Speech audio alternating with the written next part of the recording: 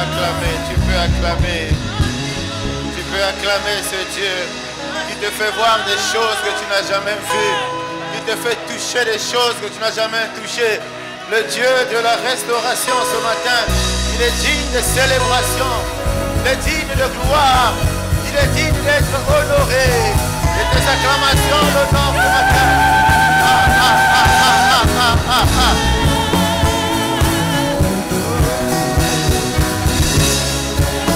Alléluia. Je t'élève ce matin.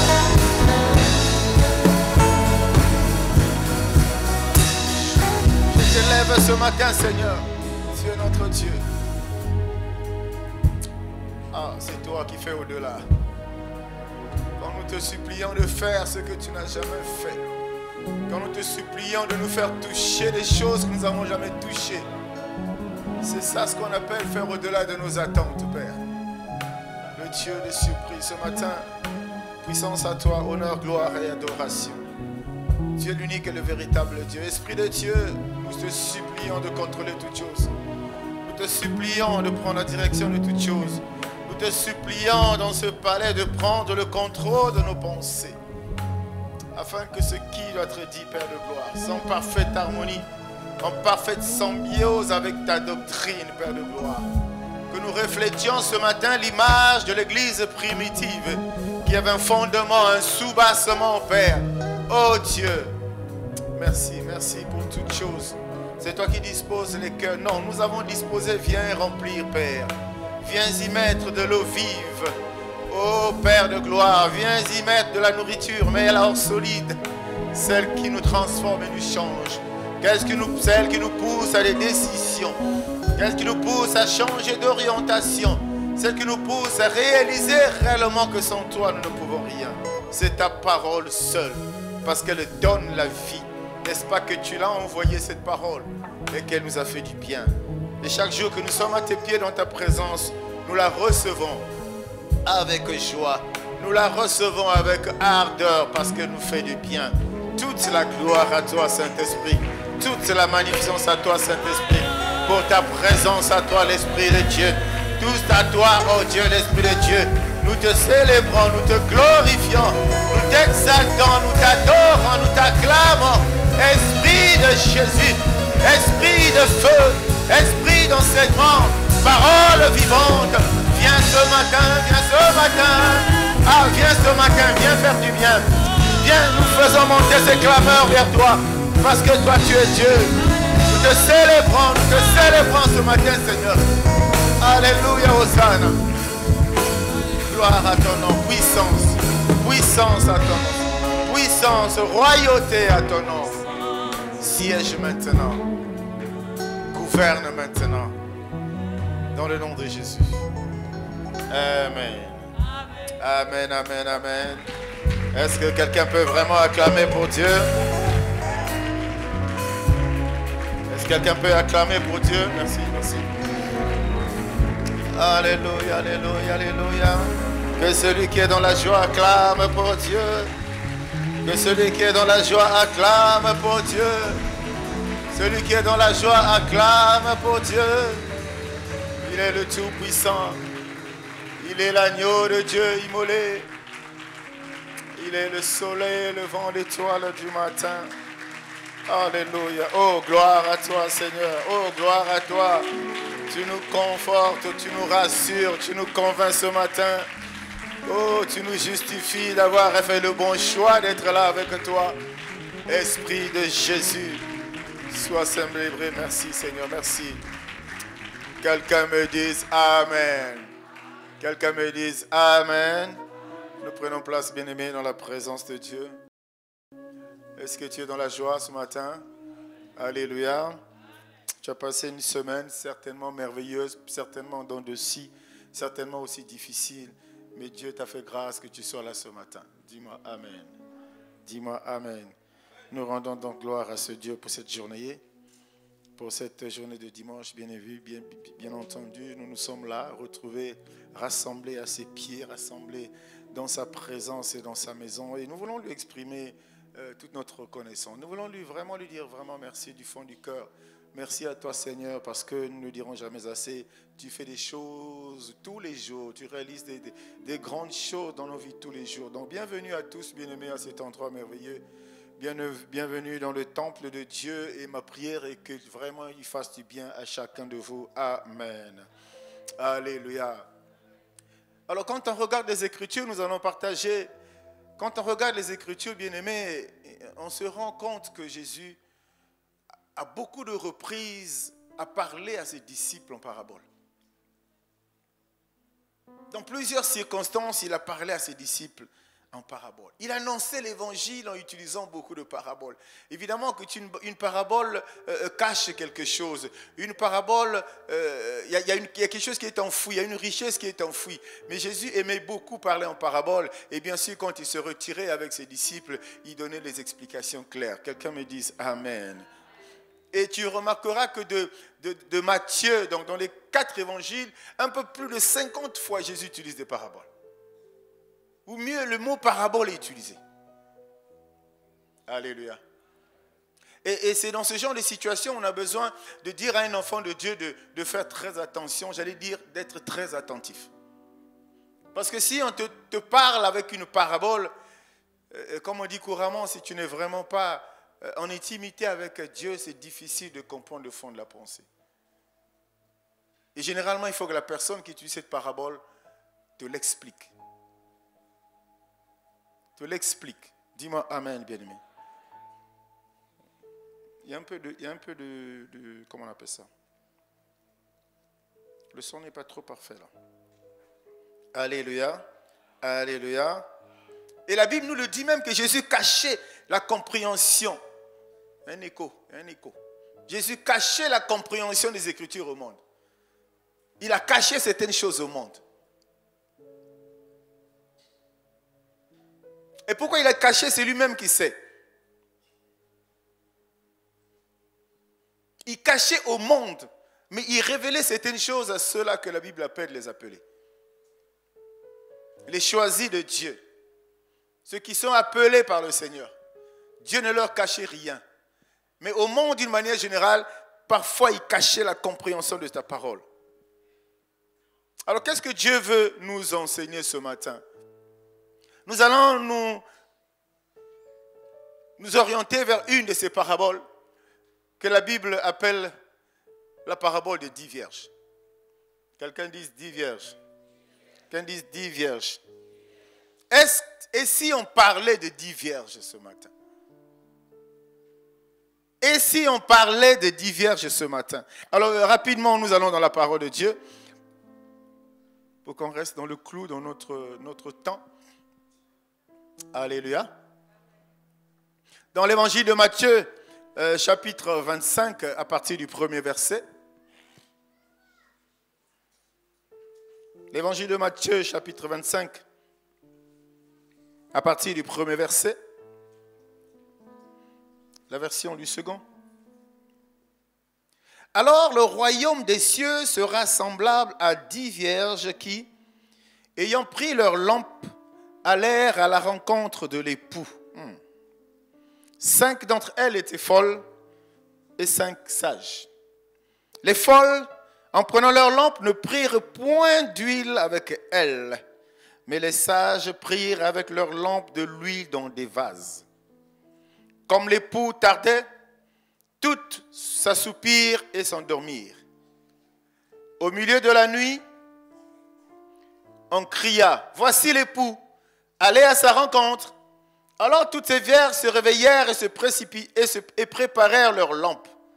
Les folles dirent aux sages, « Donnez-nous de votre huile, car nos lampes s'éteignent. » Les sages répondirent, « Non, il n'y en aura pas assez pour nous et pour vous. Allez plutôt chez ceux qui en vendent et achetez-en pour vous. » Pendant qu'elles allaient en acheter, l'époux arriva. Celles qui étaient prêtes entrèrent avec lui dans la salle des noces et la porte fut fermée. Quelqu'un dise, la porte fut fermée. Plus tard, les autres vierges vinrent et dirent, « Seigneur, Seigneur, ouvre-nous. » Mais il répondit, « Je vous le dis en vérité, je ne vous connais pas. Veuillez donc, puisque vous ne savez ni le jour ni l'heure Amen. Alléluia.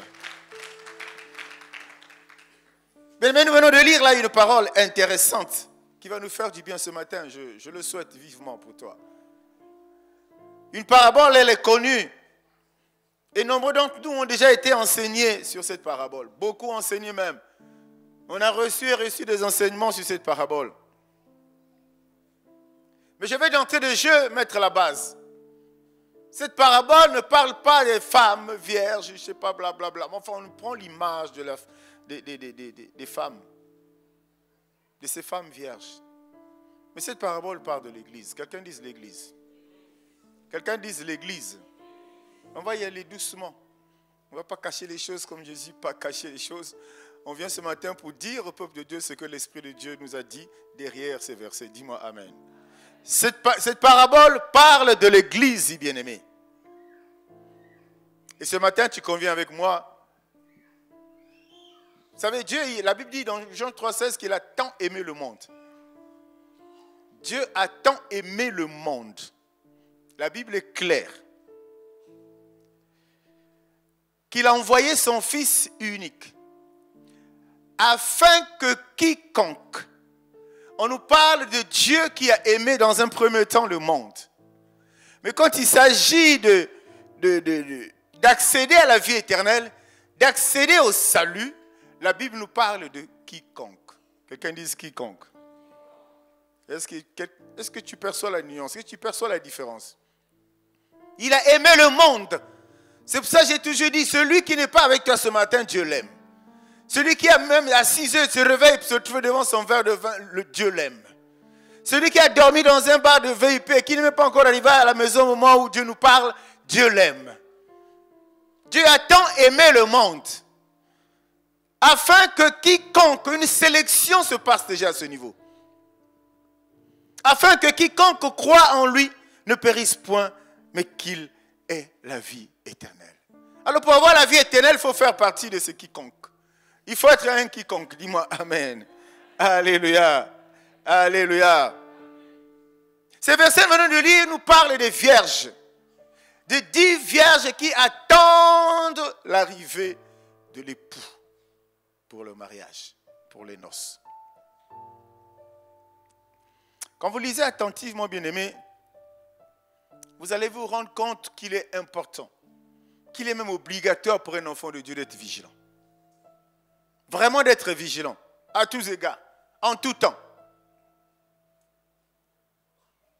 La Bible est claire. Comme l'époux tardait, donc ils attendaient l'époux. Une femme vierge est une femme qui s'est préservée. Une vierge, c'est une femme qui n'a pas connu d'homme. Dis-moi Amen. Mais on parle de l'époux. Cette femme vierge dont la Bible parle, elle est fiancée à un époux. Un seul, Jésus.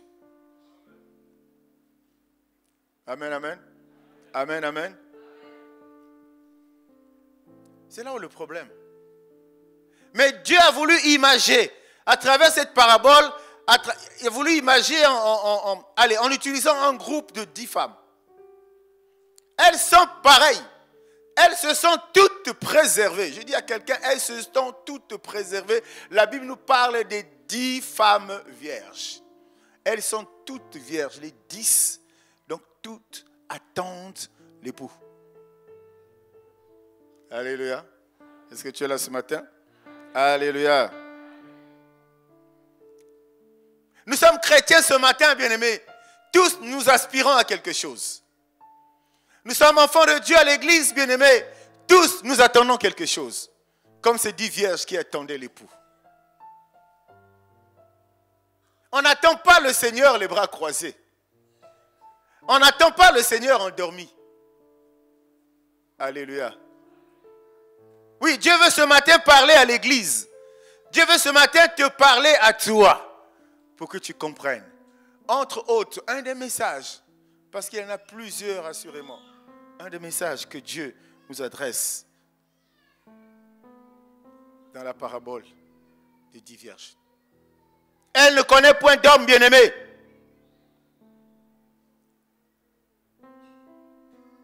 Et quand on parle de l'enlèvement, parce qu'en fait, une partie de l'enlèvement est abordée là, dans cette histoire, dans cette parabole des 10 vierges. Quelqu'un me suit ce matin? La Bible dit que Dieu, à l'enlèvement, le Seigneur viendra prendre son église. Il ne viendra pas prendre ses églises, il viendra prendre son église. Et c'est pour ça d'entrée, j'ai mis les bases, j'ai dit, l'histoire des 10 vierges nous parle de l'église. Nous parle de l'église, pas d'autre chose. Et il viendra pour prendre son église. Bien-aimé, quand tu es fiancé, la jalousie commence déjà depuis les fiançailles. Alléluia. Quand tu es fiancé, tu ne vas pas entendre, il y a quelqu'un qui est passé là-bas causer avec ta fiancée. Alléluia. Alléluia. Quelqu'un est d'accord avec moi? C'est comme ça. Si ton cœur ne chauffe pas quand tu apprends une chose comme ça, tu n'es pas un bon fiancé. On est jaloux. On protège. On sécurise. On est attentionné. On est attentif. Parce qu'on sait que demain, on ira aux noces. Demain, on célébrera les noces, le mariage. Telle est l'attitude de l'Église, de Dieu, de Jésus vis-à-vis de son Église.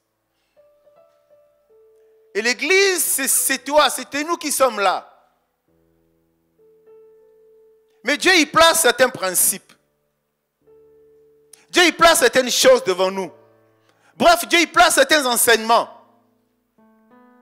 qui vont nous emmener, bien-aimés, à comprendre et surtout à nous rendre compte qu'il est impérieux d'être vigilant. Sinon, nous serons surpris. Comme vient de nous le dire ces versets que nous venons de lire. Parmi les 5, la Bible les a séparés en 2 groupes. Il y a les sages, il y a les folles. Folle, là où tu c'est pas, hein? Folle. Mais en tout cas, c'est le mot qui est utilisé. Et je vais rapidement y aller, bien aimé. Dans l'église, nous avons ces 2 catégories de chrétiens. Tous chrétiens. Toutes les femmes étaient vierges. Toutes les femmes vierges avaient des lampes. Mais toutes n'ont pas su gérer leurs lampes. Tous à l'église, nous sommes des chrétiens. Tous à l'église, nous écoutons la même parole. Mais tous, nous ne la pratiquons pas de la même manière. Et petit à petit, on commence à séparer les choses. Petit à petit, on commence à faire la différence, bien-aimés. Qui est chrétien et qui ne l'est pas. Et ça, tu es d'accord avec moi? Sinon, l'église aujourd'hui, la gloire de Dieu allait se manifester chaque jour dans la vie de chaque membre qui serait présent à cet endroit-là. Mais ce n'est pas le cas. C'est parce que tous nous la recevons cette parole. Les femmes, les folles, elles ne diront pas qu'elles n'étaient pas averties que l'époux allait venir. Dis-moi amen. Elles ne diront pas qu'elles n'étaient pas averties. Elles étaient toutes averties. Mais elles n'ont pas eu toutes la même attitude. Il y a 5 qui ont été prudentes. La Bible dit qu'ils ont pris, ils avaient leur lampe assurément déjà remplie d'huile. On ne parle pas de pétrole, tu le comprendras tout à l'heure. Tu le comprendras tout à l'heure. Et tu réaliseras que Dieu, il est bon. Il ne nous parle jamais en vain. Dis-moi amen. Elles ont pris des précautions. En plus de la lampe qui avait déjà de l'huile, elles ont pris des vases. Est-ce qu'il n'y avait que 5 vases? Je ne pense pas. Les autres se sont contentés de la lampe où il y avait déjà de l'huile. Ils ont dit, je peux dormir. Ça tiendra 24 heures, ça tiendra 48 heures. Ils ont donné le temps. Oh, c'est sûr, avant 3 heures du matin, il viendra. Donc, j'aurai encore assez d'huile. Bien aimé, le jour du retour du Seigneur n'est connu de personne. C'est pour ça qu'on nous dit qu'il faut toujours être prêt. Il ne va pas dire à 6 heures du matin, aujourd'hui, je viens prendre l'église à midi. Jamais. Ça va être une surprise. Comme dans ce cantique, il dit qu'il viendra dans les nuées. Personne ne s'attendra. Tu es enfant de Dieu, il faut que tu aies ça à cœur. Tu es enfant de Dieu, il faut que tu te dises à tout moment. Tu es dans le bus, tu vas au travail, l'enlèvement peut avoir lieu. Tu es en train de signer une décision pour virer quelqu'un au boulot, l'enlèvement peut avoir lieu. À tout moment, ça peut arriver. Les 5 ont pris des dispositions. Les 5 ont pris des précautions. Quelqu'un me dit amen. Acclame pour le Seigneur, bien.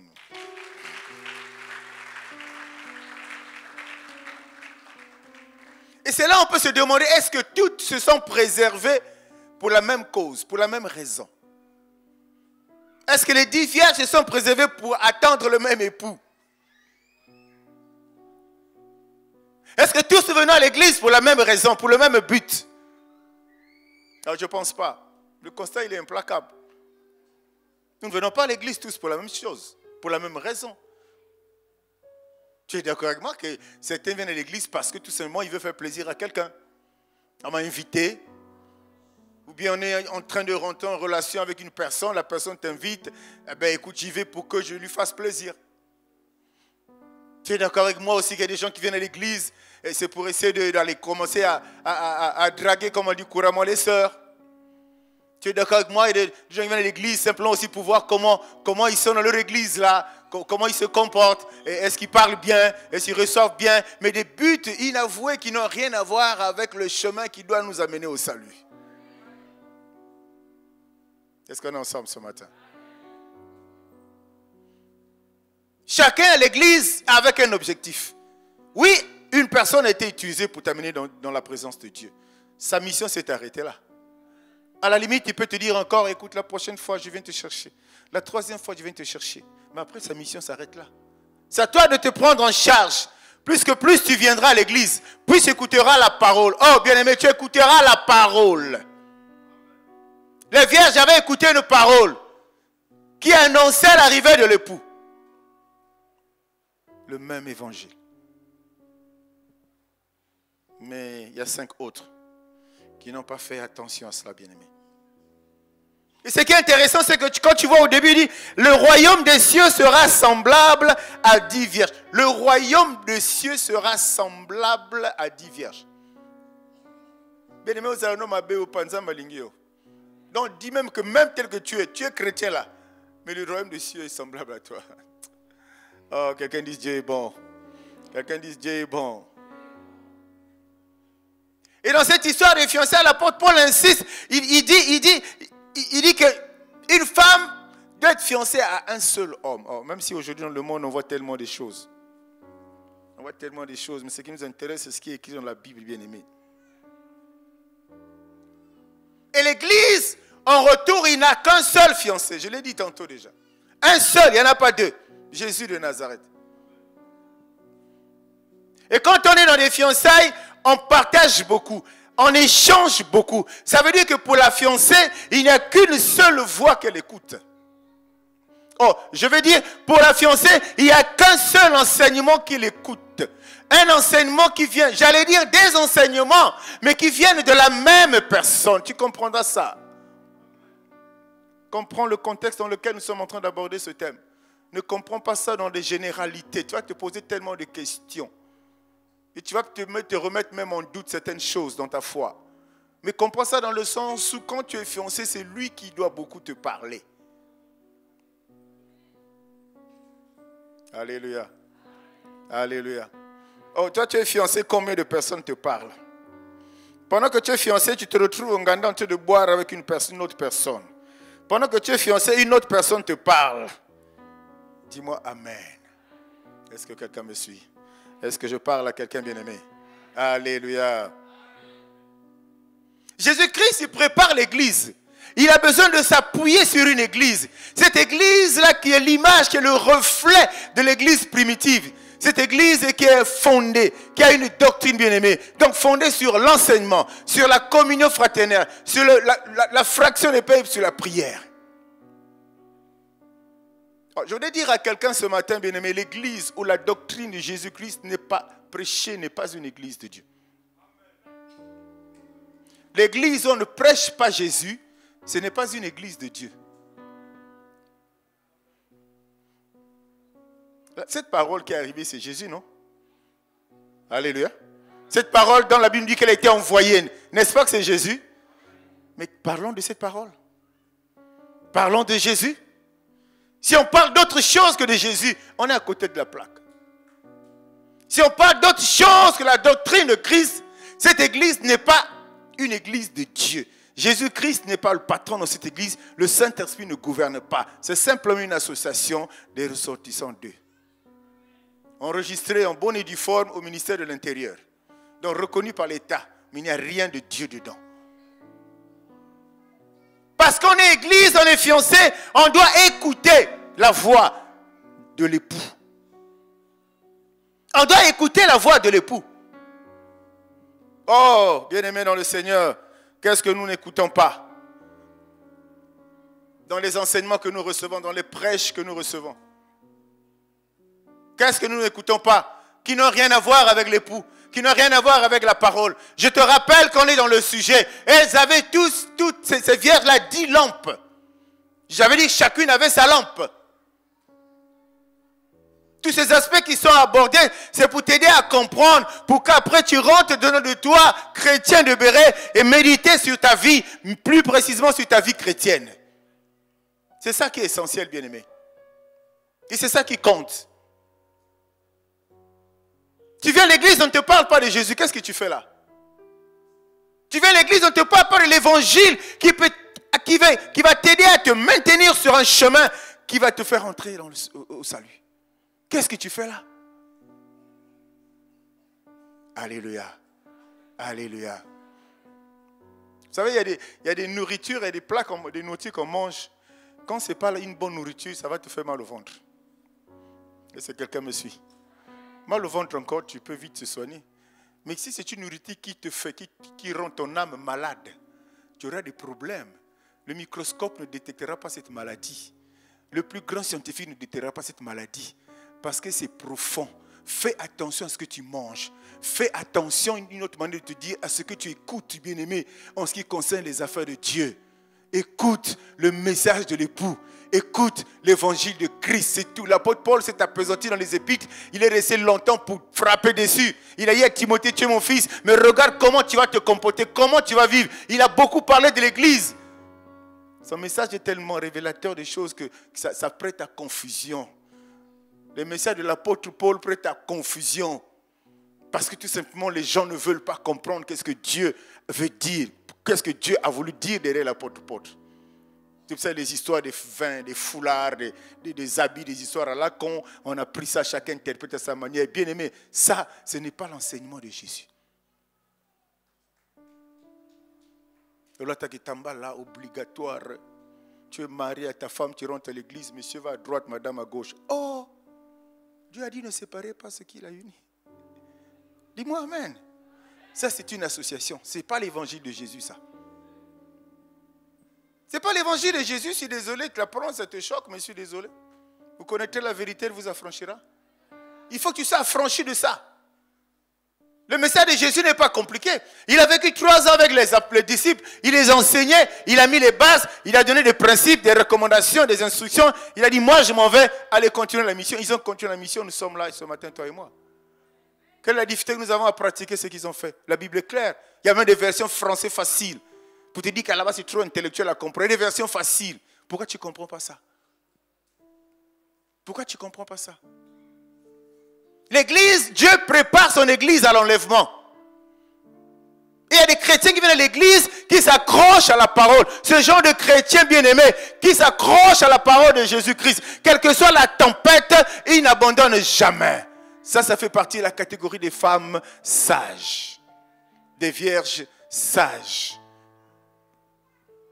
Il est là, ça ne marche pas. Il est là, il ne voit rien. Il est là, il ne comprend rien. Il n'y a que le noir autour de lui. Oh, mais il a tellement écouté Jésus. Il a tellement reçu sa parole que sa foi est ferme. Elle n'est jamais ébranlée. Il ne bouge pas. Abandonne là-bas. Viens un peu chez nous. Il dit, j'ai pris une décision dans ma vie. J'ai emprunté une voie. Je vais la suivre parce qu'il y aura un jour, je vais le rencontrer. Et quand je vais rencontrer ce Dieu, Jésus de Nazareth, ma vie assurément changera. Vierge sage. Vierge sage. Bien sûr qu'à côté, il y a des folles. Dès que ça bouge un peu, il a fouillé l'église. Dès qu'il a prié, il a jeûné 3 mois, il n'y a pas de réponse, il trouve que ce n'est pas ça la bonne. Il a fouillé l'église, il est à côté parce qu'on est dans le quartier, il y a une maman là-bas, c'est grave. Tu as la solution instantanée. Oh Dieu, que nous prêchons, le Dieu que nous prions, il est au-dessus des solutions. Parce que lui aussi, il est le Dieu des choses instantanées. Il est aussi le Dieu des réponses instantanées. Mais la différence entre ces deux réponses instantanées, c'est que les réponses de notre Dieu n'ont pas de chagrin derrière. À l'opposé des réponses de l'autre côté, il y a un chagrin derrière. Dis-moi Amen. Ah, si tu avais compris, tu allais vraiment acclamer pour le Seigneur.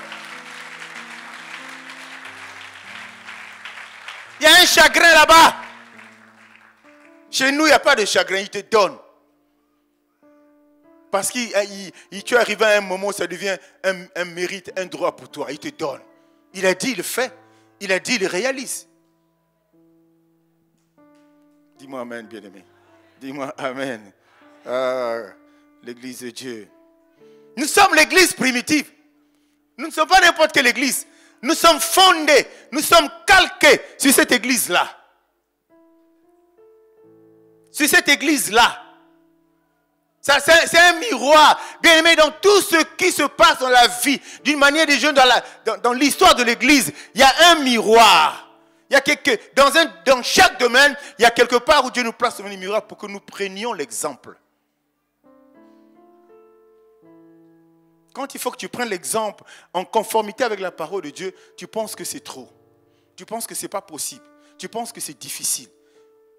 Tu penses même que c'est irréalisable ou irréaliste.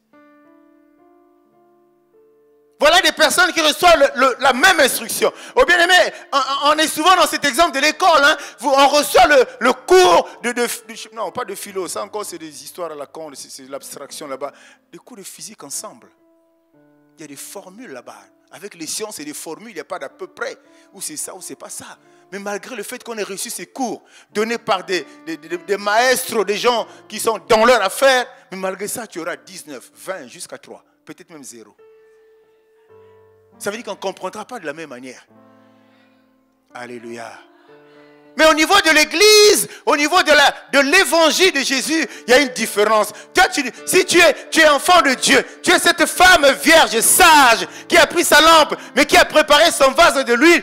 Tu fais partie de ceux-là qui sont prudents, bien-aimés. Ça va te permettre d'être connecté au Saint-Esprit. Le Saint-Esprit, il connaît tout. Le Saint-Esprit est au courant de tout. Le Saint-Esprit ne peut jamais avoir 3 comme note, jamais.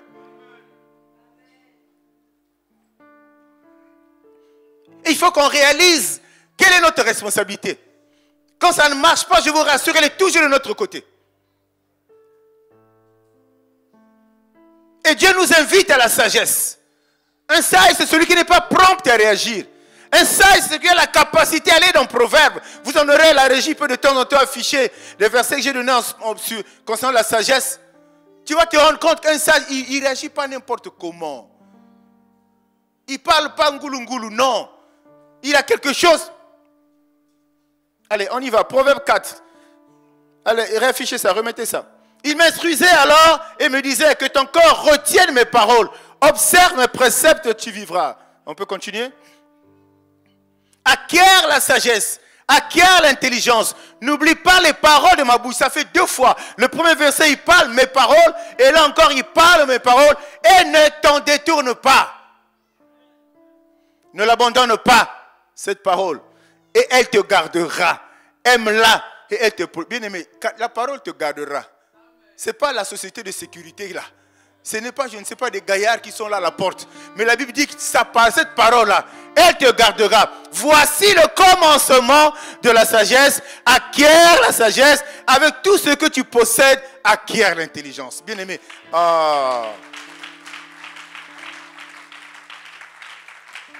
Quand Dieu insiste comme ça, parce qu'il veut que tu fasses partie des vierges sages. C'est qui n'ont pas seulement la lampe, mais un vase rempli d'huile de réserve. On va avancer, bien-aimés. Il faut la lampe. Déjà, la Bible nous dit que cette lampe-là, elle doit être à tes pieds pour t'éclairer. Cette lampe-là est l'image de la parole. Elle doit être à tes pieds pour t'éclairer. Tu n'as pas la lampe. Plus l'huile va diminuer dans ta lampe, plus la lumière va s'atténuer, bien-aimé. Et c'est normal que tu retrouves les ténèbres. C'est pourquoi tu vois dans les églises aujourd'hui, beaucoup d'enfants de Dieu, ils sont présents, mais la lampe est prête de s'éteindre. La lampe là, elle va s'éteindre bientôt. Et c'est pourquoi on court, on va à gauche, on est devant le mur. Puisqu'on est dans le noir, on ne voit pas. On revient, on court encore, on est dans le mur. On revient, mais que de temps perdu. Est-ce qu'on ne t'a pas dit de prendre le vase, d'avoir un vase de réserve? Il devait avoir l'huile. Pourquoi les 5 autres ont eu, allez, utilisons le mot simple, ce réflexe d'avoir de la réserve et les 5 autres non? Pourquoi? Est-ce que je parle à quelqu'un ce matin? Il n'y a pas de fétiche à ça. Dieu nous parle, il fait des choses simplement. Il nous parle de la manière la plus claire, avec comme objectif de nous aider à comprendre son message, à comprendre ses principes, pour que nous puissions marcher avec. Que ça soit effectivement une lumière pour nous, bien-aimés. La parole de Dieu est une lampe à mes pieds. Ça veut dire que le premier groupe des 5 femmes vierges, elles ont fait de la parole de Dieu leur lampe. Et c'est en scrutant, en méditant qu'ils ont eu cette révélation qu'il était urgent. Car Dieu, dans la parole, il dit que je ne vous dirai pas quand est-ce que je reviendrai. Mais les autres n'ont pas écouté ça. Tellement distraites quand il y a la louange qui chauffe à l'église. Tellement distraites pour beaucoup de problèmes à l'église. Elles n'ont pas eu la compréhension. Elles n'ont pas eu la grâce de discerner qu'il fallait préparer. Parce que ça peut durer 24 heures. Ça peut durer 48 heures. Ça peut durer plus longtemps. Le retour du Seigneur. Quelqu'un me dit amen. L'église de Dieu, l'évangile dont on a besoin, c'est celui des apôtres. Il n'y a pas d'autre évangile. Un tel a dit, un tel a dit. Ce n'est plus ça. C'est l'évangile des apôtres. C'est cette doctrine-là. C'est celle-là qui va nous faire du bien. C'est celle-là qui fera que tu ne seras jamais surpris dans ta marche chrétienne par quelque chose. D'une manière ou d'une autre, le Seigneur t'avertira. Parce que tu es à lui. Tu es avec lui. Aujourd'hui, c'est un désastre. C'est désarroi, bien-aimé. On entend plus que la voix du fiancé. On écoute la voix de plus d'une multitude de fiancés. Chacun vient avec sa doctrine. Il y a même des gens, il y a des gens qui ont même écrit les Bibles. Ils ont corrigé la Bible là, celle que tu as des 66 livres là. Il y a beaucoup qui ont corrigé là. Et ça aussi tu es une voix. Mais si tu écoutes cette voix, tu reçois cet enseignement, tu es dans la perdition, mon frère et ma soeur. Aujourd'hui l'évangile a changé. Tu es d'accord avec moi? Tout a changé, on ne nous parle plus. On ne nous prépare plus à être prudents. On ne nous prépare plus au salut. On ne nous prépare plus à vivre au quotidien les promesses de Dieu. On ne nous prépare plus à ça. On nous prépare à autre chose. Je ne sais pas quoi, mais toi-même tu sais à quoi ces messages-là te préparent. On veut te bloquer, que tu sois focus sur la prospérité. On veut te bloquer, que tu sois focus sur la délivrance. On veut te bloquer, que tu sois focus sur le mariage. On veut te bloquer, que tu sois focus sur un sujet. Oui, c'est bien d'être focus. Et les autres sujets, les autres aspects de l'enseignement de Christ, qu'est-ce que tu en fais? Qu'est-ce que tu en fais? J'ai dit toujours, d'où j'ai accepté le Seigneur, là-bas c'était combat, combat, combat. C'est bien, combat, combat, c'est bien. Après combat, tu fais quoi? Dis-moi amen. Allez, on prend une hypothèse. Prends une hypothèse exagérée. Tu as combattu, tous tes ennemis sont par terre. Après, tu fais quoi? Tu arrêtes avec Dieu. Puis tu as fini avec les ennemis. Est-ce que quelqu'un comprend ça? C'est pourquoi dans la Bible, il y a tout. Et en fonction des prédispositions, en fonction du projet que Dieu a pour toi, il permettra que tu avances, que tu comprennes progressivement ce qui est utile, ce qui est important pour toi à un temps précis de ta marche chrétienne. Ça ne viendra jamais par rapport à toi. Parce que comme je l'ai dit, je ne sais pas, vendredi, Dieu ne fait jamais les choses par rapport à toi. Parce que tu pries bien, parce que tu jeûnes bien. Dieu fait les choses par rapport au projet qu'il a pour toi. Et quand ce projet se marie avec ton comportement, avec tes manières de faire, avec la place que tu as placée avec Dieu, les choses se font comme sur des roulettes. Est-ce que quelqu'un me suit, bien-aimé? Quelqu'un dit, Saint-Esprit, explique-moi ces choses. Et je retiens, donc, si on n'est pas dans l'évangile de Christ, on est à côté de la plaque. Si on n'est pas dans l'évangile de Christ, on n'est pas une église de Dieu. On n'est pas une église de Dieu, bien-aimé. J'insiste pour toi. Tu connais tellement le français, tu raisonnes tellement. Ça veut dire que ce que tu dois écouter doit avoir un fondement biblique. Un fondement biblique. Et bien sûr, il y a une doctrine. Et ça nous fait perdre du temps. Notre volatilité dans nos comportements, ça nous fait perdre du temps. Parce que tout simplement, on n'a pas la lampe. Parce que tout simplement, on n'a pas la parole, la bonne parole, la vraie parole.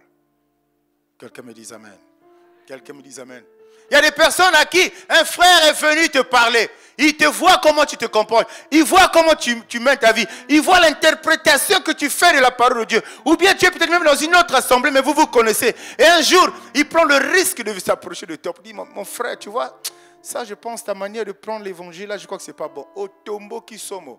Tu t'es fâché avec lui, tu as même envie de te voir parce que tu es dans tes convictions. Et lui, il essaie de te dire que là, tu n'es pas sur Jésus. Le fondement là n'est pas Jésus. Dis-moi amen, bien-aimé. Tu te fâches. Mais pour te changer, Dieu va utiliser un homme pour te parler, j'allais dire. Dieu va utiliser une personne pour te parler.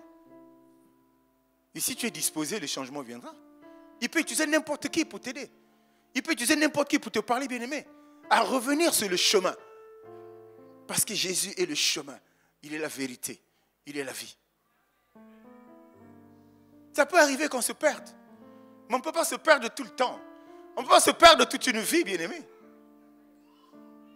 Dis-moi amen. Alléluia. Alléluia. Et c'est pourquoi aussi, recevant le mauvais enseignement, recevant ou écoutant la mauvaise parole, ça peut pousser des gens. Nous avons beaucoup de malades spirituels dans nos églises. Beaucoup de malades spirituels. Oui, ça commence par être une maladie spirituelle. Je l'ai dit un peu plus haut quand je parlais de l'âme. Ça peut devenir une maladie physique. Mais tu oublies que les sources et les causes sont spirituelles. Parce que tu ne manges pas ce qui est bien. Tu ne manges pas la bonne nourriture. Je disais aux serviteurs de Dieu que nous rencontrons, faites attention à votre responsabilité. Nous qui avons cette responsabilité de nous lever, de parler aux autres, faisons attention.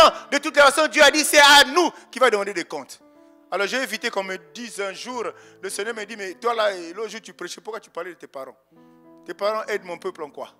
Pourquoi tu parlais de ton travail, de ton argent, de ta voiture, de tes voyages? Pourquoi tu parlais de ça? De ton visa? En quoi ça peut t'utile auprès de mon peuple?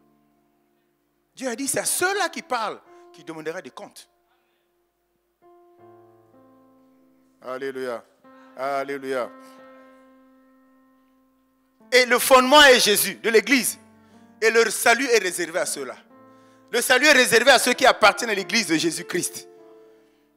C'est là-bas qu'il va te façonner. C'est là-bas qu'il va te faire rentrer dans la poterie. C'est là-bas qu'il va tout faire en fonction de tes forces et tes faiblesses, de ce que ton cœur a mis en place. En fonction de cela, lui, il va t'aider à ce que tu avances. Mais dans son église à lui. Pas l'église de Ngoma, pas l'église de Kumba, pas l'église de XY, mais l'église de Jésus de Nazareth. Alléluia. À l'église, le pasteur est boss, roi. Quand il parle, tout le monde a la tête baissée. Quand il parle, tout le monde a le sparadrap sur la bouche. Quand il parle, personne ne peut rétorquer. Sinon, jeûne et makasiwana, délivrance. Rien de tout ça ne fait partie du fondement de l'église primitive. Rien. Parlons de Jésus, prêchons Jésus. Prêchons Jésus. Parlons de la parole. Si on te prêche la parole, c'est que tu as la lampe. C'est que la lampe est avec toi. Quelqu'un me dit amen, bien-aimé. Alléluia. Et donc, c'est dans ces enseignements que nous suivons. Ça fait partie de la préparation.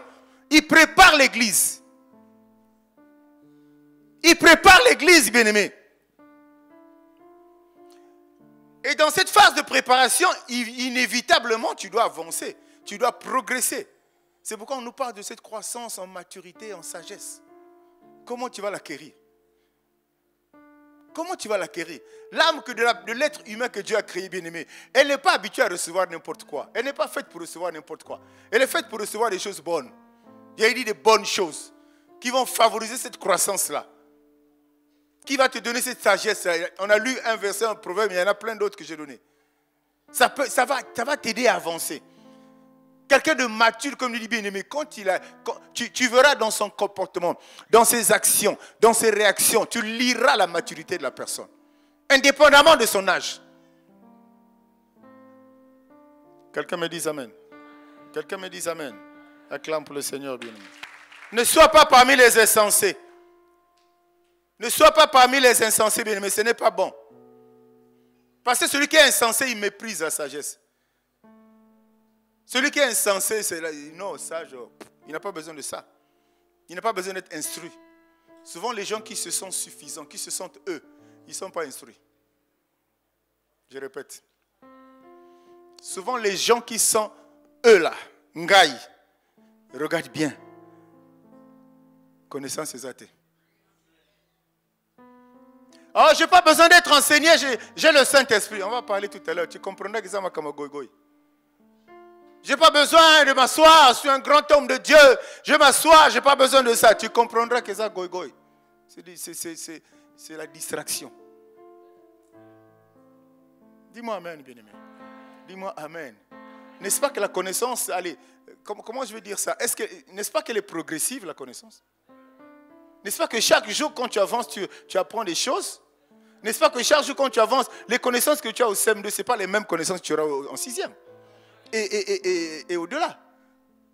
Maintenant, il y a des hommes, on lui a même posé les pieds, les coudes, on a renversé l'huile, pasteur, c'est fini, ça arrête là.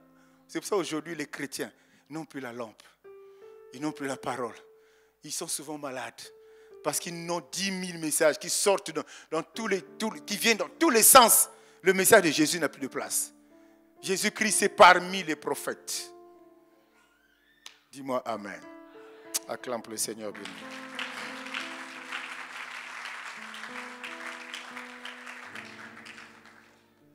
Et là l'Esprit me pousse à épingler aussi cet aspect de ton environnement. Si tu fréquentes des insensés, tu seras insensé. Je ne vais pas commenter dessus, c'est en français facile. Si tu fréquentes les insensés, tu seras un insensé. Si tu fréquentes les sages, tu seras sage. Est-ce qu'on est ensemble? Ce n'est pas compliqué, bien-aimé. C'est là encore, dans cette marche, dans cette volonté d'être réellement l'image et la ressemblance de Dieu, fais attention à ton entourage. Si tu fréquentes Bameli, je peux comme là. Ne doute pas. Non, j'étais pour moi là, si je l'ai regardé seulement au aussi. Alléluia. Non, mais c'est clair. Fais attention à ton entourage. Sois vigilant. Et sois prudent. Parce que ton comportement, tes actions, ta manière de faire va déterminer à quelle catégorie tu appartiens. Est-ce que tu fais partie des vierges sages ou des vierges folles? Ce sont tes actions. Ce sont tes comportements, ce sont tes raisonnements, ce sont tes réactions. Oh, ça, c'est le fruit de ce que toi, tu as reçu comme enseignement. C'est le fruit de ce que tu as reçu comme parole. Parce que c'est pas possible que tu reçoives une bonne parole et qu'au-dedans de toi sortent des mauvaises choses. Ce n'est pas possible. Dis-moi amen. À l'opposé, si tu reçois des mauvaises paroles, bien-aimé, attends-toi à ce que de toi sortent des mauvaises choses. Ça, c'est clair. Fais attention à ça. Les vierges folles, ce sont ces vierges-là qui ont la parole. Et qui s'en vantent. Non, folles. Et qui s'en vantent. Moi, je suis ceci. Je connais la parole. Mais cette parole, elle est brute. Cette parole ne t'emmène pas dans des interrogations, des analyses personnelles. Cette parole ne t'amène pas à te remettre en cause, mon frère et ma soeur. Ça, c'est une parole. Oh, la lampe est en train de s'éteindre. Quelqu'un me dise amen, bien aimé. Jean pouvait se prévaloir de ça. Il est arrivé, il a eu des disciples, mais il a dit non, ce n'est pas moi, je n'ai été qu'un précurseur. Jean connaissait la parole. La preuve, il avait des disciples. Mais il a eu l'humilité de dire non, moi je ne suis rien, je suis venu simplement vous annoncer. Il y a quelqu'un qui s'appelle la parole, qui s'appelle Jésus, il est plus grand que moi, il arrive, préparez-vous à le recevoir, préparez-vous à écouter ce qu'il va dire. Mais Jean l'a fait. Aujourd'hui, il suffit que tu aies 5 membres de l'église, tu deviens un homme de Dieu puissant. Il suffit que tu aies 10 000 membres, tu deviens un homme puissant. Même te voir, il faut tout un protocole, il y a des barrages pour arriver chez toi. Ça, ce n'est pas l'église de Jésus. Ça, ce n'est pas l'image de l'église primitive. La parole de Dieu n'est pas là-bas. C'est l'homme qui a pris la place. Jésus n'est pas là-bas. C'est l'homme qui a pris la place. Ah, c'est compliqué. Il devient tellement grand. Il ne peut pas venir prêcher dans une église où il y a 10 personnes. Mais toi, avant que tu sois grand, tu n'étais pas petit. Aujourd'hui, c'est à 50 ans. Tu es né avec 50 ans. Ou bien si tu as la malchance qu'il accepte, il va te poser des conditions. Moi, pour venir prêcher dans votre église, bon, il faut ça. Frère, Fananayo, tu ne viendras pas à l'église, paye au Koufate. Reste pour toi là où tu es là. Ça, c'est la catégorie des vierges folles. La parole n'a pas pris place. C'est le jeu qui a pris place, qui domine nous la parole. Avant que tu sois cet homme grand, avant que tu sois ce chrétien fort, mais est-ce que tu n'as pas été coaché par quelqu'un? Est-ce que tu n'as pas eu l'appui d'une personne? C'est pour ça dans la vie, n'oublie jamais d'où tu viens. Tes faibles commencements, ne les oublie jamais. Dis-moi amen, bien-aimé. Tu appartiens à quelle catégorie? Les folles ou les sages? Tu appartiens à quelle catégorie? Les folles ou les sages? Nous sommes là, nous écoutons ce matin, nous sommes en train d'écouter tous la même parole. Mais elle est appréhendée différemment selon le vase. Elle est reçue différemment selon le vase.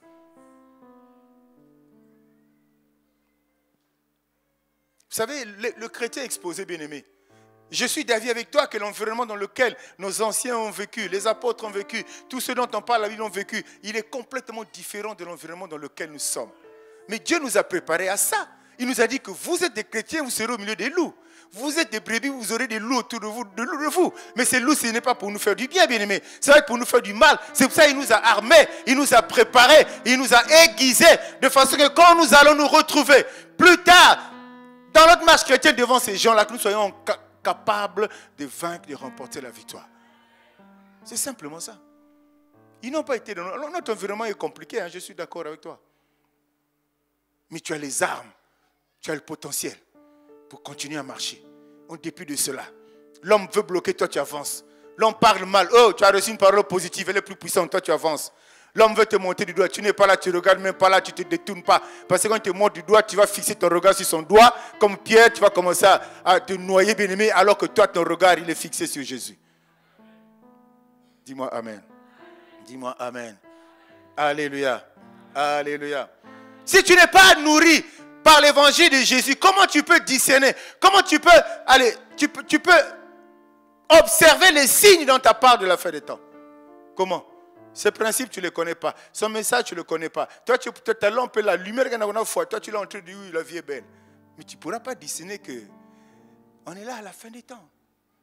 On n'est pas à tout moment, quoi. L'enlèvement peut avoir lieu. Alléluia. À tout moment, ça peut arriver, cette affaire-là. Bien-aimé de grâce, s'il te plaît, je t'en supplie, sors de ton vocabulaire que j'ai encore du temps. Je t'en supplie, avec l'amour de Christ, je te le dis ce matin, sors de ton vocabulaire, j'ai encore du temps. En toutes choses dans ta vie, dans tout ce que tu inities, dans tout ce que j'ai encore le temps, je ferai après. Il peut y avoir des raisons, pour une raison d'un projet, il peut y avoir des raisons indépendantes de toi, Dieu le sait. Mais de toi-même, dis non, non, je chante et je danse d'abord congolais, j'ai encore le temps. L'église en veut. Bien aimé, c'est pendant que tu es en train de chanter, danser, tu vas te rendre compte que dans le milieu là où tu es en train de danser, là, personne n'est plus autour de toi. C'est les habits qui sont restés, les êtres humains ne sont plus là.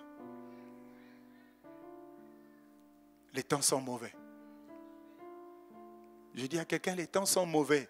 Ce n'est pas des slogans. Le fait qu'on en parle beaucoup, ces gens-là aussi, Jésus revient bientôt. Non, ils avaient dit l'endémie, la fin du monde. La fin du monde, c'est quoi? Jésus n'a jamais parlé de la fin du monde. Il a parlé de l'enlèvement de l'église. Dis-moi Amen. Il a parlé de l'enlèvement de l'église. Mais tout le monde n'est pas à l'église. Son vœu le plus cher, c'est effectivement que tout le monde soit à l'église, que tout le monde soit à l'église de façon qu'au retour pour le millénium, que la fête soit belle. Mais lui, il vient prendre son église, sans tache ni ride. Si toi, tu comprends que tu dois faire partie de cette église-là, gloire à Dieu. Quelqu'un me suit? Quelqu'un me suit? Nous avons besoin de la parole, bien-aimés. L'huile. La Bible nous a parlé de l'huile. La Bible ne nous a pas parlé de l'onction. Alléluia. La Bible nous a parlé dans cette histoire des vierges, nous a parlé de l'huile qu'il fallait mettre dans les lampes, mais il ne nous a pas parlé de l'onction. Tu peux avoir, comme on est en train de dire, la parole, mais il faut que tu aies l'huile.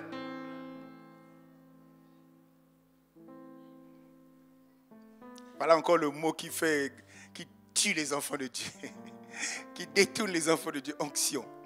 Et derrière l'onction, encore la puissance. On fait la banderole. Amenez tous les mariages. Il y aura une puissance. Tu pars là-bas, le ventre faisait mal, on te pousse, tu tombes, tu repars, ton ventre fait toujours mal.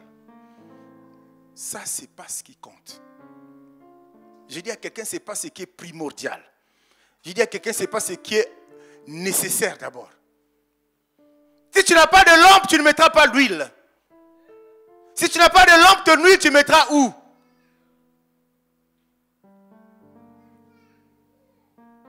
Si tu n'as pas de lampe, tu vas mettre l'huile où? Si tu n'as pas la parole, ton onction sera où?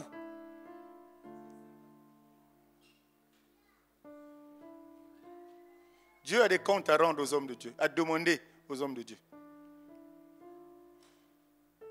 Et ils ont pris le vase, l'huile seule dans le vase ne devait pas s'allumer. Elles devaient prendre cette réserve. Quand elles se rendent compte que ça diminue dans la lampe, parce qu'assurément il y a une mèche, elles vont prendre l'huile, elles vont ajouter dans la lampe. Mais il faut qu'il y ait d'abord la lampe. C'est que tu ne comprends pas ces choses-là. Tu as autre chose que tu es en train de... Tu comprendras. Quand tu sortiras d'ici, même la nuit, là, Dieu va t'expliquer ça. Il n'y a pas... On ne peut pas parler d'huile sans parler de lampe. Je n'ai pas besoin de te rappeler que la Bible dit que la parole de Dieu est une lampe à mes pieds, est une lampe. Dans la parole, c'est quand on parle de lampe, en tout cas pour ce matin, vois l'image de la parole. Tu n'as pas la parole, tu veux l'huile.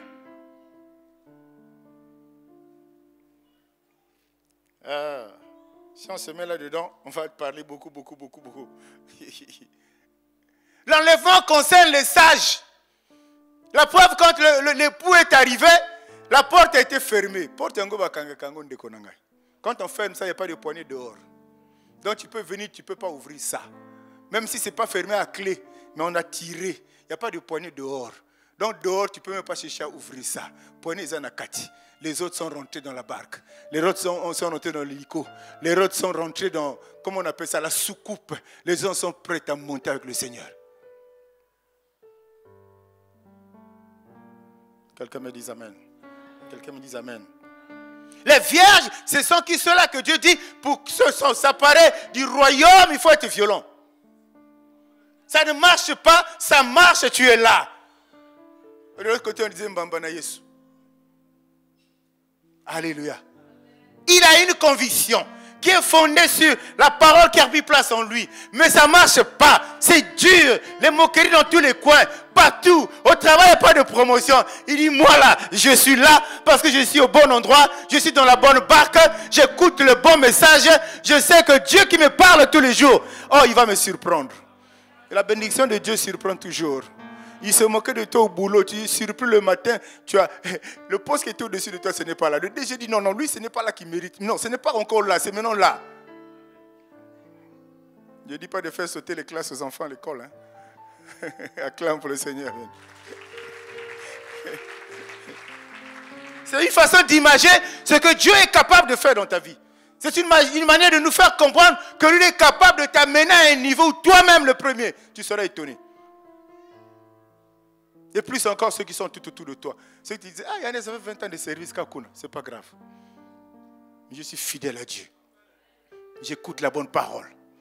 Plus je suis fidèle, plus le niveau d'huile de réserve dans mon vase augmente.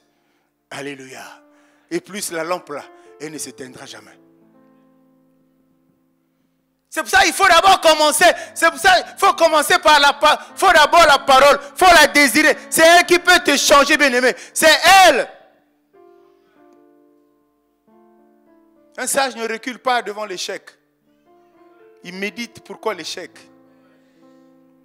Il ne recule pas devant l'échec. Mais il médite pourquoi j'ai échoué.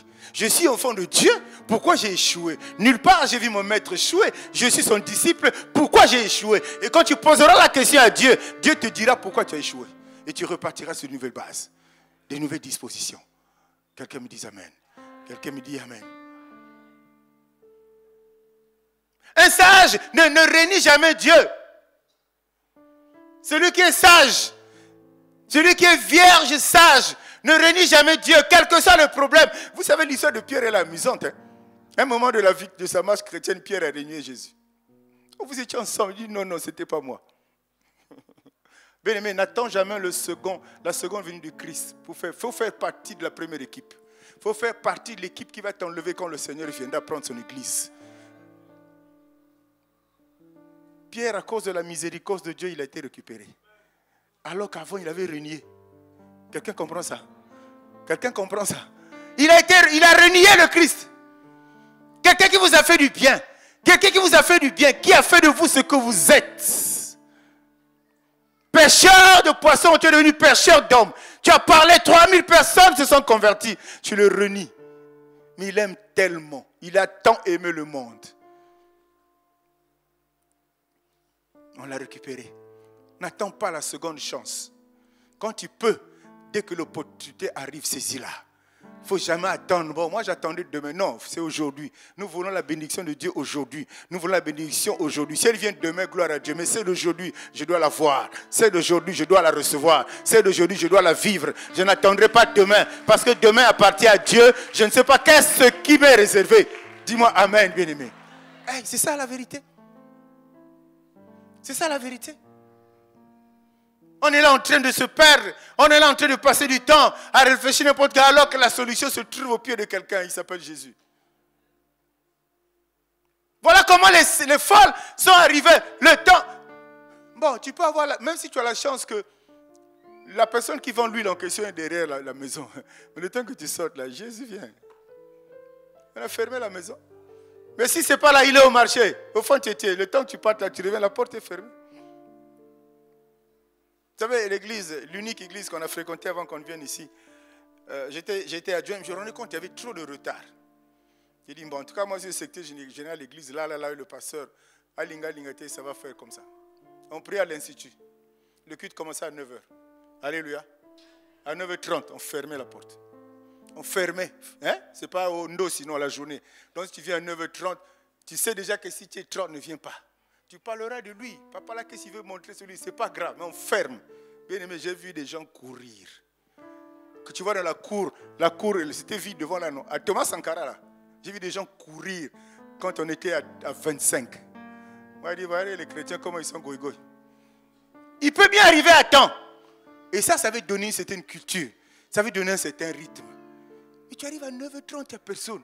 À 9h45, il n'y a personne. Dis, oh, d'accord. Mais tu es quand l'église? Alléluia. Je sais que là où il y a l'Esprit de Dieu est la vérité, mais là où il y a les hommes, il faut qu'il y ait de l'ordre aussi. Acclame pour le Seigneur, bien-aimé. Alors nous allons descendre, bien-aimé, en lisant un dernier verset, un dernier groupe de versets dans le livre de Genèse. Que le Saint-Esprit t'aide à comprendre ça. Genèse 8, à partir du verset 6. Au bout de 40 jours, Noé ouvrit la fenêtre qu'il avait faite à l'arche. Il lâcha le corbeau qui sortit, partant et revenant. Quelqu'un dit partant et revenant. Quelqu'un dit partant et revenant. Jusqu'à ce que les eaux eussent séché sur la terre. Il lâcha aussi la colombe pour voir si les eaux avaient diminué à la surface de la terre. Mais la colombe ne trouva aucun lieu pour poser la plante de son pied et elle revint à lui dans l'arche car il y avait des eaux à la surface de toute la terre. Il avança la main, la prit et la fit rentrer auprès de lui dans l'arche. Verset 10. Fongola Matoy, ouvre les yeux, ouvre les oreilles.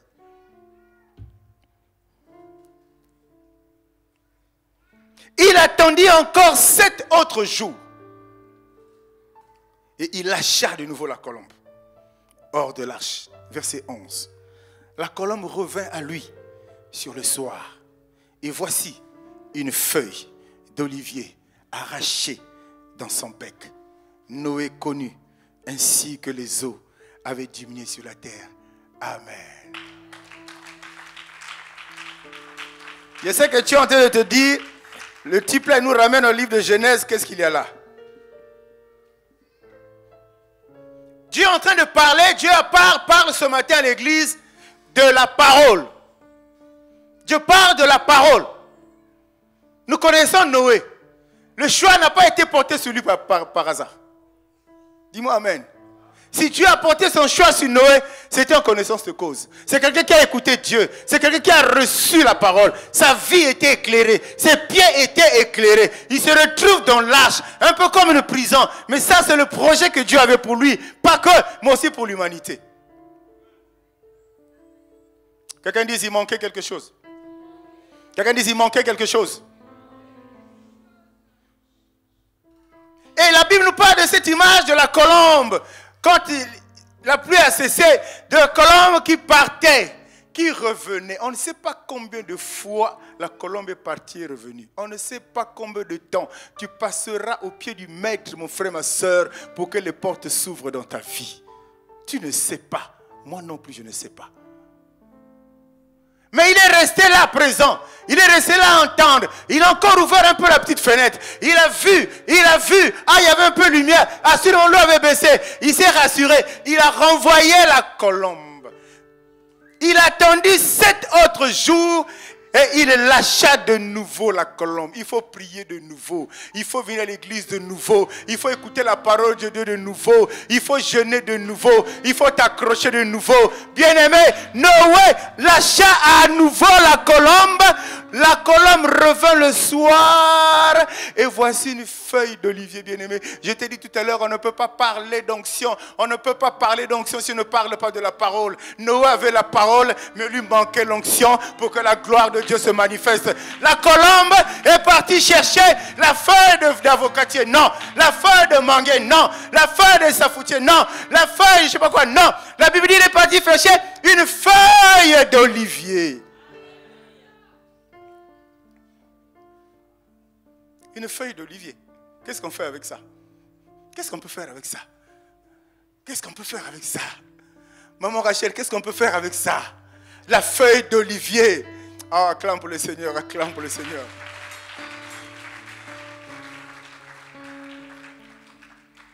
Il ne peut pas avoir ça sans la parole. Bien aimé, si Noé n'avait pas la parole, il n'avait même pas accepté. La preuve, quand il était en train de bâtir là, ces gens le trouvaient pour des fous. En forêt, en train de couper les arbres.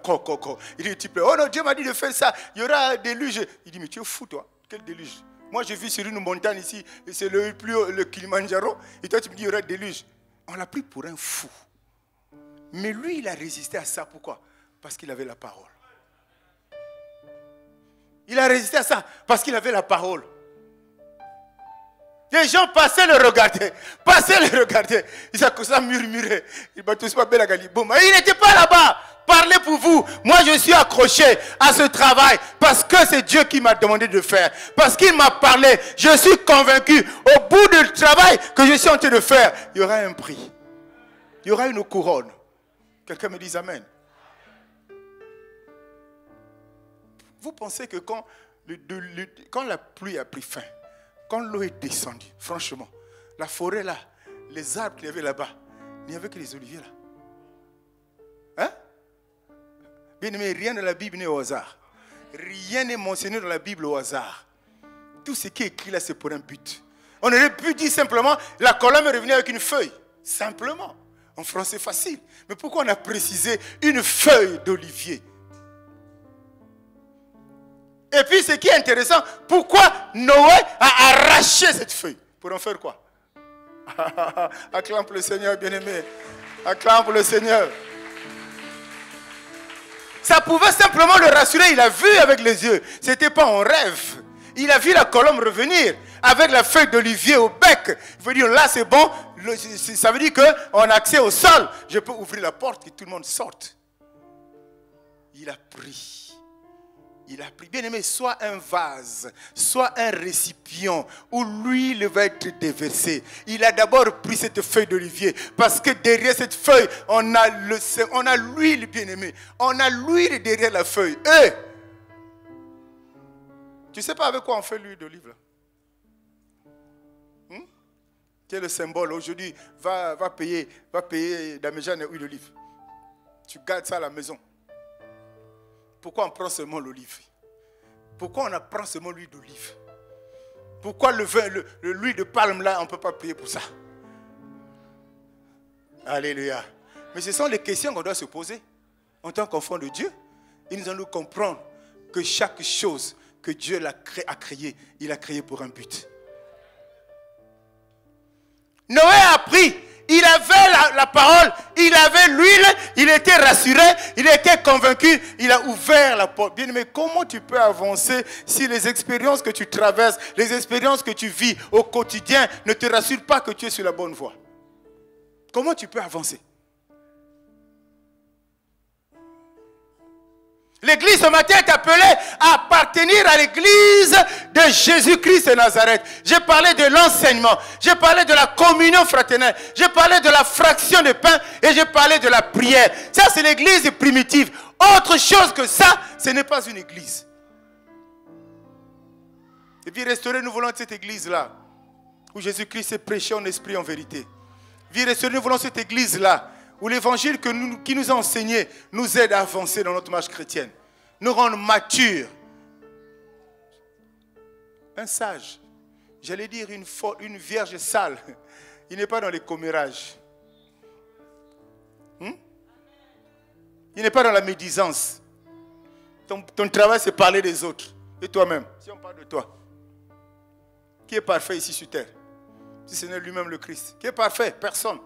Donc ne perds pas ton temps à parler des autres. Si tu continues dans cette culture, tu fais partie des vierges folles. Et tu fais partie des gens, l'enlèvement viendra, toi tu resteras. Et tu diras que Dieu n'existe pas. Quand même tu es quand même vierge, quand même tu t'es préservé, mais tu n'as pas compris pourquoi tu t'es préservé. Alors tu t'es préservé pour que tu vives l'étape suivante, pour que tu vives ce qui était prévu, réservé aux vierges. Il fallait que tu rentres dans la catégorie des sages, mais pour y aller, il suffit seulement de t'accrocher davantage à sa parole, parce que plus tu vas méditer ta parole, plus il y a des choses qui vont venir, qui vont naître, qui vont être positionnées en toi pour que tu fasses partie des sages bien-aimés. Ce matin, c'est à toi que l'Église a parlé. Ce matin, c'est à toi que l'Église s'est adressée. Dieu s'est adressé. Ce matin, c'est à toi parce qu'il a compris beaucoup de choses. Il a compris ces déconnexions. Il a compris ces déviations. C'est parce que tu n'as pas été prudent. Tu n'as pas discerné qu'il fallait qu'en dehors de la lampe, il fallait que tu aies ton vase à côté de réserve. Parce que le retour de Christ, personne ne sait quand ça va se réaliser. Que le Seigneur bénisse sa parole. Élève ta voix, bien-aimé. N'attends pas qu'on te dise de dire merci à Dieu. Si ta parole t'a concerné ce matin, tu ne peux pas manquer de mots. Si la parole t'a fait du bien, tu ne peux pas hésiter. Tu ne peux pas attendre quelqu'un te donne un tort pour dire merci Seigneur. Tu m'as fait tellement du bien, j'ai écouté des choses que je connaissais, mais je n'en avais peut-être pas la maîtrise, mais je n'avais pas la même perception. Et que ce matin, toi tu m'as parlé, je te suis reconnaissant Seigneur. Je te suis reconnaissant. Je te suis reconnaissant du fond de moi, Seigneur de gloire. Aide-moi à appartenir à la catégorie dans cette église des vierges sages. Parce que je veux être là en enlèvement. Je veux avoir ma lampe qui ne s'éteint jamais. Mais je veux avoir une réserve d'huile. Je ne peux pas avancer uniquement avec la parole. Il me faut également l'huile. Je ne peux pas non plus avancer avec l'huile simplement. Mais en premier lieu, il me faut la parole. Seigneur, aide-moi, Seigneur. Béni soit ton Saint-Nom. Seigneur, merci, Jésus. Nos mains levées, cœur ouvert, grand comme le ciel. T'élevons plus haut, t'élevons. C'est une gratitude ce matin que tu as exprimée. C'est une reconnaissance en rapport avec ce que tu viens d'écouter ce matin. T'élevons plus haut, t'élevons plus haut. Nos mains levées,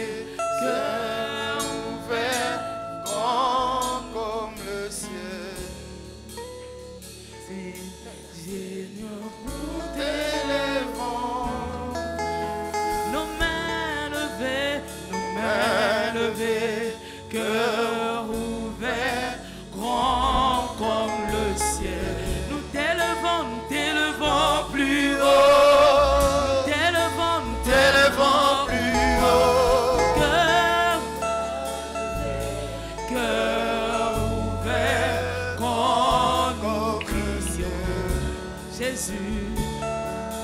Seigneur, nous t'élevons, nos mains levées, cœur ouvert, grand comme le ciel. Nous t'élevons plus haut, nous t'élevons plus haut, nos mains levées, cœur ouvert, grand comme le ciel.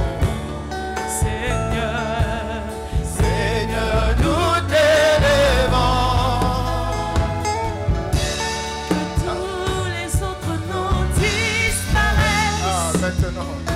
Que les autres évangiles disparaissent. Que les autres noms disparaissent de ma vie. Que les autres messages qui me détournent de toi disparaissent. Que les autres choses qui envahissent mes oreilles et qui ne glorifient pas ton nom disparaissent, oh Dieu. Jésus, prends ta place. Jésus, prends ta place. Que tous les autres noms Disparaissent. que tous les autres noms disparaissent. Que tous les autres noms disparaissent. Jusqu'à ce qu'il n'y ait que toi. Que tous les autres noms disparaissent. Je veux simplement le nom de Jésus. Le nom de Jésus, le plus grand, le plus fort, le plus puissant, le meilleur enseignement, la meilleure source d'inspiration. Oh! Garde-nous à tes pieds, Seigneur. Garde-nous à tes pieds, Seigneur. Garde-nous à tes pieds. Garde-nous à tes pieds. Que tous les autres noms Disparaissent. Jusqu'à ce qu'il n'y ait que toi. Que tous les autres noms Disparaissent. Jésus, prends ta Qu'ils prennent place dans ta vie pour te protéger, pour te sécuriser, pour te rassurer, pour te consoler. Que Jésus prenne place ce matin dans ta vie afin que tu appartiennes à l'équipe gagnante, à l'équipe des femmes vierges, oh sages, à l'équipe des vainqueurs, à l'équipe qui ne perd jamais, mais qui a la tête relevée et qui marche de gloire en gloire, de victoire en victoire. Jésus, tu es bon. Toute la gloire à toi, toute la puissance à toi, toute l'adoration à toi, toute la reconnaissance à toi. Tu es notre Dieu, tu es notre roi. Prends ta place, Seigneur. Je m'ouvre à toi, je m'offre à toi. Prends la place, Seigneur. Prends la place, Seigneur. Oh Père, ne m'éloigne point de mon vase. Aide-moi à avoir mon vase à côté. Jésus, merci. Merci, l'homme de Galilée. Sois célébré. Sois béni. Reconnaissance à toi, Seigneur, ce matin. Autant tu désires que nous soyons toujours à tes pieds. Père, aide-nous à ce que, Père, non seulement nous ayons la parole qui vient de toi, mais aide-nous toujours à avoir notre vase, notre réserve d'huile. Ah, Seigneur, merci. Merci pour ce peuple à qui tu as parlé. Merci pour ces cœurs à qui tu t'es adressé. Ma prière est que ces paroles soient gravées. Soient gravées, oh Dieu. Que nous tirons des leçons des deux attitudes qui ont été affichées. Celles qui n'ont pu rencontrer l'époux. Celles qui n'ont pu, au Père de gloire, Jésus de Nazareth, célébrer les noces par distraction, par raisonnement, peut-être par incrédulité, peut-être par un excès d'assurance. Oh Dieu, mais rends-nous humbles, Père, que nous puissions être attentifs dans un premier temps à ta parole, mais aussi à tes instructions, de façon que nous puissions être prêts le jour où tu viendras prendre ton église, sans tache ni ride, que vie restaurée ce matin. Telle est ma prière, Seigneur, fasse partie de l'équipe gagnante, des gens qui sont à ton écoute, qui sont attentifs, qui discernent, Père de gloire, tout ce qui se passe autour de nous dans ce monde. Tu es notre Dieu, tu es notre Père. Toute la gloire à toi, toute la puissance à toi, toute la gratitude à toi. Des acclamations, des acclamations, des acclamations dans le nom de Jésus, avec action de grâce. Que quelqu'un dise Amen.